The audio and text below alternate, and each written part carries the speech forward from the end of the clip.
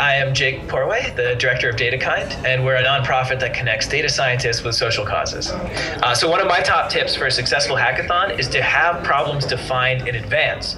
It's really great that we believe as technologists that we can solve every problem, but that usually only works if we're just building software for software's sake. And if we're really trying to tackle a big problem, whether it's a problem like coming up with even just a new email client, all the way to really more high-stakes problems like social problems, a lot of times we don't necessarily know a lot about the entire space. How are people going to use this tool? What are the real problems that are at work in that area? So I think one of the best things you can do is take a little bit of time to think ahead of time with experts and stakeholders about what the real problems are that you want people to solve when they show up. Because people will come up with a lot of solutions to things as technologists, but they may not actually be solutions to problems that people are really concerned with. The biggest challenge a hackathon can face is having people directed towards a real problem.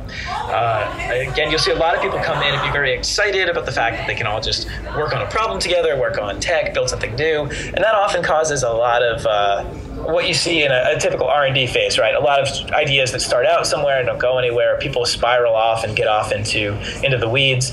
So one thing I've seen work really well at hackathons is having subject matter experts, people who are not technologists, sit down with the technologists and together build a strategy. It keeps everybody on track. It means that you're probably going towards actually having something done at the end of the day.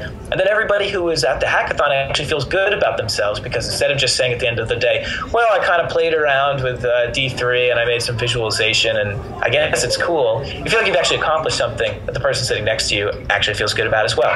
So I'd say one of the biggest problems is finding a good directed thing to do over the weekend. But when you bring in people from all different fields together, you can usually overcome that, get some really good stuff done. And I think the future of hackathons there are a couple of different futures that are coming out right now. The first is that people are realizing that a hackathon is not a great place to get a full piece of work done.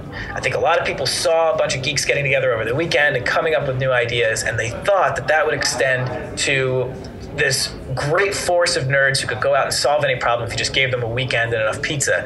But I'm starting to realize that hackathons are really great for those prototyping phases and the idea generation phases. And as our expectations come down to realize that, I think you'll see more people using hackathons to generate new ideas and start things, but not necessarily expect everything to be done in the weekend. And what that naturally leads to is people who start hackathons will also, hopefully, fingers crossed, and I'm sort of saying this as a plea, we'll have resources and platforms set up for people to continue that work beyond the weekend.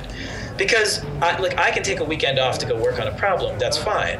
But if you then expect me to take that and turn it into a workable piece of software in my spare time, while that sometimes happens, that's a big ask for people who have jobs and families. So hopefully the future of hackathons is that people see these as starting points that they then support all the way through. My dream hack, there are so many that a young nerd thinks of. But I guess, one of the things I love about hackathons is they bring lots of different communities together. So one of my dream hacks would be to see a convening of some of the biggest minds in looking at social good.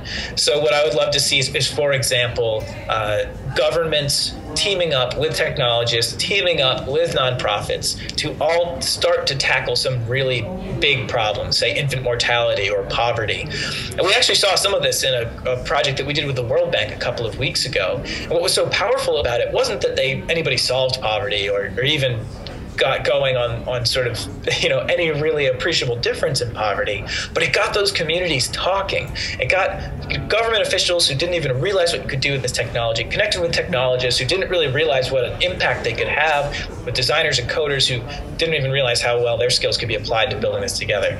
So I would say some kind of great multidisciplinary hack towards a big cause, where people didn't go out trying to solve the problem in the weekend, but just got the communities talking in the same language together. So that's something that I would love to see.